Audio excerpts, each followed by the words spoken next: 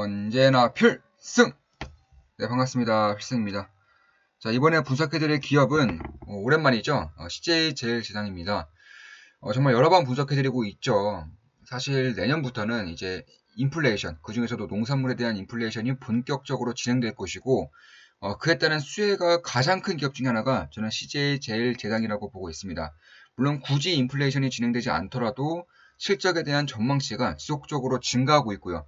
구조적인 성장기에 들어갔다고 생각하고 있기 때문에 이렇게 분석을 해드리고자 합니다. 물론 제 모든 영상은 매수, 매도 추천하는 거 다들 알고 계시죠? 그럼 바로 이제 진행하겠습니다. 자, 먼저 이 농산물에 대한 공급 비상이 점차 커지는 것 같습니다. 최근에 이제 중국에서도 먹방에 대한 규제가 있었죠. 음식을 남기지 말라고 시진핑이 직접 얘기할 정도로 이쪽에 대한 우려감이 상당히 커지는 것 같긴 합니다. 사실 이 유럽이라던가 북미 등에서 이제 밀과 옥수수의 공급이 지속적으로 줄고 있어요. 석유의 생산량이 지속적으로 줄은 것과 마찬가지로 이쪽에서도 공급이 줄고 있는 것은 사실입니다. 그에 반해서 이런 중국이라던가 혹은 신흥국에 대한 수요는 점차 증가하고 있고, 특히 작년이죠, 이제 2020년 여름에 이제 엄청난 홍수 피해로 인해서, 그리고 호주 등 이런 국가에서는 엄청난 산불 피해로 인해서 엄청나게 피해를 받은 것은 사실입니다. 따라서 안 그래도 이제 돈이 많이 풀리면서 갖가지 원자재의 가격이 증가하고 있는데, 이 식량 가격은 5개월 내내 지속적으로 급등을 연속하고 있습니다. 결국에는 6개월 내에 이제 20개국 이상이 식량 위기를 맞이할 것이라는 이러한 연구기관의 발표도 있을 정도로 이쪽에 대한 우려감이 저는 점차 커질 것이라고 생각하고 있습니다.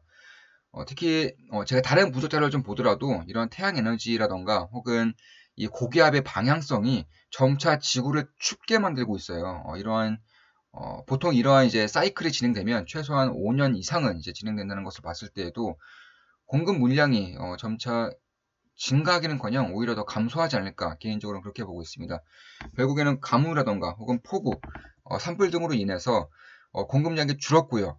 그와 더불어서 이제 중국이라던가 이제 신흥국에 대한 그런 수요가 점차 증가하고 있다는 점, 그리고 무엇보다 5년 이상의 사이클을 가지고 있는 태양 에너지와 그리고 고기압의 방향성이 점차 지구를 춥게 만들고 있다는 점은 저는 좀 봐야 될 거라고 생각하고 있습니다. 이에 따라서 곡물 가격이 지속적으로 장기간 상승할 가능성이 높고요. 이로 인해서 단기적으로는 이러한 식료품 기업들, CJ제일제당과 같은 식료품 기업들의 실적이 악화될 수는 있습니다. 물론 이제 작년 상반기부터 점차 가격이 올려왔기 때문에 이러한 부분에 대한 우려감은 크지 않을 것이라고 보고 있고, 특히 곡물을 수입하는 데 있어 약달러 영향으로 인해서 이런 수입 물가가 많이 낮아졌습니다. 그래서 그다지 피해는 없을 것 같아요. 그리고 내년부터는 다시금 또 본격적인, 올해죠, 이제. 올해부터는 다시금 본격적인 판가 인상이 이제 진행될 것이라고 예상이 되고 있습니다. 내부에서 그렇게 얘기가 나오고 있습니다. 따라서 다시금 이제 판가 인상이 진행되고, 그 추후에 곡물 가격이 다시금 제자리를 찾았을 때에는 뭐 이익이 폭발적으로 증가하는 것은 막을 수가 없는 거죠. 따라서 지금까지 봤을 때에는 결국 이 B2B보다는 B2C 비중이 높은 기업일수록 수혜를 볼 수밖에 없어요. 지금 간단하게 재무제표를 좀 살펴보자면, 보시면 매출액과 영업이익은 꾸준히 증가하고 있습니다. 그에 반해서 여전히 이 PR이 10이 안 되는 굉장히 저평가 구간에 놓여 있는 것이 아닌가. ROE도 15가 넘을 정도로 사실 식료품 업체들의 영업이익이 굉장히 박하죠. 5%가 안 나옵니다. 5%가 안 나오기 때문에 그에 반해서 CJ제일제당에 대한 이런 밸류에이션과 그리고 ROE 같은 경우는 상당히 잘 나오고 있다. 특히 이 지배구조 개편에 대한 문제가 있기 때문에 배당을 지속적으로 증가시킬 수밖에 없다는 점, 작년부터 해서 올해 5월에 이제 지급될 배당도 사상 최대치가 나올 가능성이 굉장히 커요. 그래서 그런 것을 봤을 때에도 특히 이 매출액과 영업이익을 봤을 때 올해 3분기 매출액이 3.74조, 3조 7,400억 원을 이제 냈습니다. 전년동기 대비해서 8.8% 정도가 증가한 것이고, 영업이익도 3천억을 넘겼습니다. 물론, CJ제일제당 외에 CJ 대한통운까지 합친다면 영업이익이 4천억 이상으로 나오지만, CJ 대한통운의 영업이익을 빼더라도 CJ제일제당만의 영업이익이 3,117억 원으로 작년 대비해서 그러니까 2019년 대비해서 72% 폭등했습니다. 이런 것을 봤을 때에도 특히 식품 부분만 보더라도 영업이익이 34% 정도가 증가할 정도로 구조적인 성장기에 있는 건 맞아요. 특히 이 반도체와 그리고 자동차를 제외한 단일 제품으로 1조 원 이상의 매출을 낸 것은 CJ제일지당의 비비고가 이제 다시금 이 명예전당에 이름을 올리고 있고, 그리고 영업이익이 계속적으로 증가하고 있고, 식품뿐만 아니라 바이오 부분은 말할 것도 없죠. 영업이익이 40% 이상씩 매년 증가하고 있다는 점에서 이 기업을 결국 지금의 밸류에이션으로 넣는 게 맞는 것인가, 저는 이런 의구심이 있는 것은 사실이에요. 특히나 이 사료 부분에 있어서도 이미 매출액 같은 경우도 지속적으로 증가하고 있고, 그리고 영업이익이 이제 2020년부터 흑자 전환에 성공하고 있기 때문에 이쪽에 대한 부분도 결국 지속적으로 성장을 할 가능성이 높다, 이렇게 보고 있습니다. 지금까지 CL제일당의 가장 큰 문제점 중에 하나는 이 공격적인 사업 확장으로 인해서 증가할 대로 증가했었던 이런 부채입니다. 부채. 근데 부채 역시나 매각을 지속적으로 하고 있고요. 자산 매각을 하고 있고, CJ제일지당의 이런 식품 사업 부문을 선택과 집중으로, 그러니까 널브러져 있는 이런 제품군을 선택과 집중으로 계속적으로 줄이면서 비용을 감소시키고 있기 때문에 이러한 부분에 대해서도 저는 그다지 걱정하는 부분은 없어요. 부채가 너무 많기 때문에 투자하기에는 적합하지 않다는 의견을 제 입장에서는 그다지 신경 쓰고 있지는 않습니다. 그만큼 이 배당에 대한 증가세가 지속적으로 나타나고 있는 것만큼 현금이 부족해서 이 기업이 CL제일지당이 위기에 빠질 가능성은 저는 거의 없다, 이렇게 보고 있는 것은 사실입니다. 따라서 이미 주가가 너무 싸죠. 주가가 PR이 10이 안 된다는 점, 그리고 올해 이제 영업이익 실적으로 이제 대비했을 때에는 PR이 5 정도밖에 안 된다는 점을 봤을 때에도 정말 쌉니다. 참고로 오리온이라던가 오뚜기 이런 기업들의 PR은 15 이상이기 때문에 3분의 1 정도의 그런 가치 밸류에이션밖에 측정이 안 되어 있습니다. 그만큼 이런 부분에 대해서는 꾸준히 좀 관심을 가질 필요가 있지 않나, 이렇게 보고 있는 겁니다. 원화 강세의 가장 큰 수혜는 전통적으로 식료품점이 식료품 기업들이 받고 있었다는 점도 염두에 두어야 되는 그런 사실 중에 하나다, 이렇게 보고 있습니다. 따라서 그런 것을 봤을 때에는 어느 정도 좀 안정적인 그런 투자 수단이 이제 CL제일지당이 될 수 있지 않을까. 물론 제 모든 영상은 매도 추천하는 거 다들 알고 계시죠. 따라서 비비고 만두 같은 경우에도 이미 국내와 해외 시장 모두를 고려해서 이미 개발이 되었던 것이고, 결국 이제 비비고 제품이 1조 원 이상의 매출을 내고 있는 점도 이미 처음부터 개발될 때부터 내수뿐만 아니라 해외에도 이제 진출을 준비했다는 점, 그리고 해외 입맛에도 맞게끔 커스터마이징이 잘 되고 있다는 점을 봤을 때에도 저는 꾸준히 좀 주목할 필요가 있습니다. 특히 미국 같은 경우는 이미 코스트코에 진출했습니다. 코스트코에 진출하고 있고, 올해 들어서 엄청나게 폭발적인 이제 성장세를 보이고 있는 것은 사실이죠. 특히 현지인들의 익숙한 이제 한입 크기의 이제 비비고 이제 만두가 있습니다. 한입 크기에 익숙하게 좀 작게 만든 만두인데, 이런 것들도 굉장히 성공적으로 좀 이루어지고 있다고 해요. 중국과 일본처럼 이미 이제 독점적 지위를 가진 이제 브랜드가 있는 경우에도 비비고 만두로 알렸었는데, 그리고 진동만큼도 그렇고요. 이베이 재팬이 운영하는 이제 큐iten에서도 마찬가지고, 만두 카테고리에서는 미국, 중국 1위, 미국, 중국, 일본 전부 다 1등을 차지하고 있습니다. 그만큼 이 한식에 대한 그냥 K푸드에 대한 개방성이 점차 커지고 있고, 그 중에서 비비고 제품들이 가장 먼저 치고 나가고 있다는 점을 봤을 때에도 저는 꾸준히 좀 관심을 가져야 되는 기업 중에 하나가 될 것이다, 이렇게 보고 있는 겁니다. 특히 이제 미국과 중국, 일본 외에도 한식에 대한 경험이 거의 전무한 유럽 같은 경우에도 이제 아시아에 대한 이제 식문에 대한 수용도가 점차 증가하고 있고요.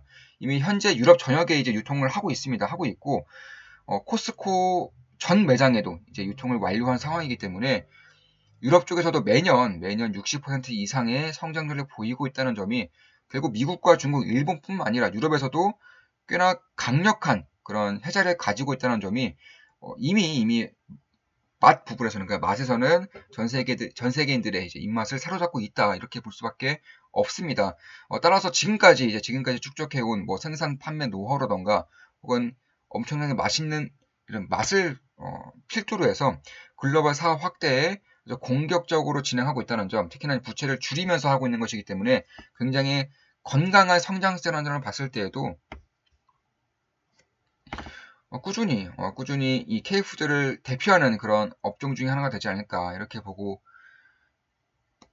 있습니다. 따라서 국내에서는 이미 압도적인 1등을 차지하고 있는 것은 맞고요. 미국이라던가 중국, 일본에서도 매년 60%가량의 해외 성장을 보이고 있다는 점, 특히 좀 놀라운 점이 이제 2018년에 수연수를 이제 인수했죠. 미국의 수연수를 인수했고 인수 후에 단 2년 만에 소매업체 입점 개수가 10배가 증가했습니다. 10배.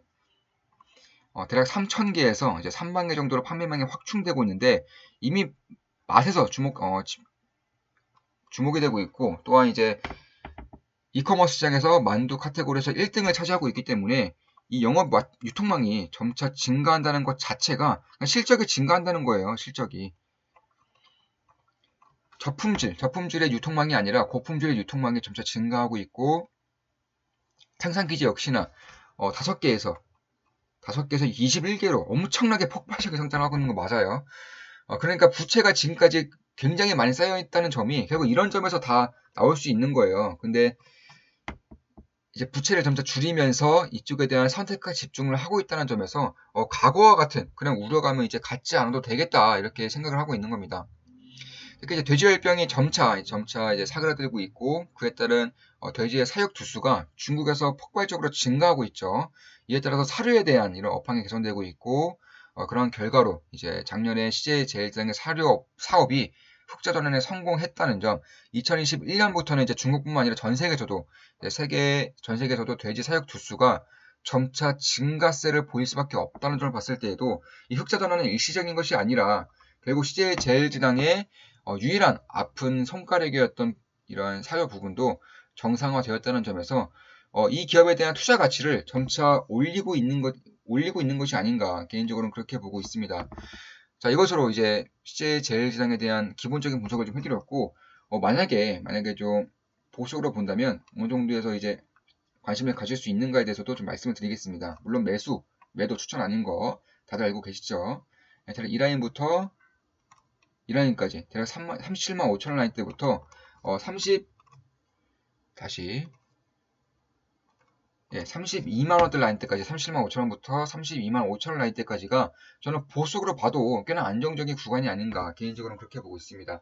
물론 지금 가격대도 괜찮은 흐름을 보이고 있다고 보고 있습니다. 주봉을 보더라도 이런 식으로 지금 1파동이 완료된 상황이고 2파동에서 3파동으로 나아가고 있는 시기이기 때문에 이제 변곡점이 점차 만들어지고 있는 것 같아요. 제가 이제 기술적 분석을 통해서도 변곡점이 만들어지고 있고 많이 오른 것 같아 보이지만 좀 길게 봤을 때에는 여전히 2011년에 주가와 거의 맞먹는다는 점을 봤을 때에도 오른 곳이 없죠. 코스피 코스닥이 전고점을 뚫고 훨훨 날고 있음에도 불구하고 이 CJ제일제당 같은 경우에는 이 구조적인 성장을 이제금 시작하고 있음에도 불구하고 주가의 상승폭 면에서는 그다지 오른 것이 없다는 점에서도 꽤나 가치 투자 측면에서도 상당히 좀 메리트가 있는 부분이 있다 이렇게 보고 있습니다. CJ제일제당 우선주 같은 경우도 지금 가격대 역시나 매력적이라고 보고 있지만 결국 이 라인 때까지 16만 3천원 라인 때부터 14만 9천원 라인 때까지가 꽤나 보수적으로 봐도 좀 안정적인 구간일 수 있겠다라고 저는 생각을 하고 있습니다. 물론 매도 추천하는 거 다들 알고 계시죠. 참고로 CJ제일제당 우선주 같은 경우는 2파동에서 조정이 거의 없었어요. 그러면서 이제 원형 바닥을 그리면서 이제 3파동을 준비하고 있고, 저는 변곡점이 거의 다 왔다라고 생각을 하고 있습니다.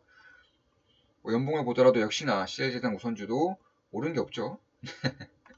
오른 게 거의 없다는 점을 봤을 때에도 결국 가치적인 측면, 성장세, 안정성 전부 다 갖추고 있는 그런 면 안 되는 기업 중에 하나가 되지 않나 이렇게 보고 있습니다.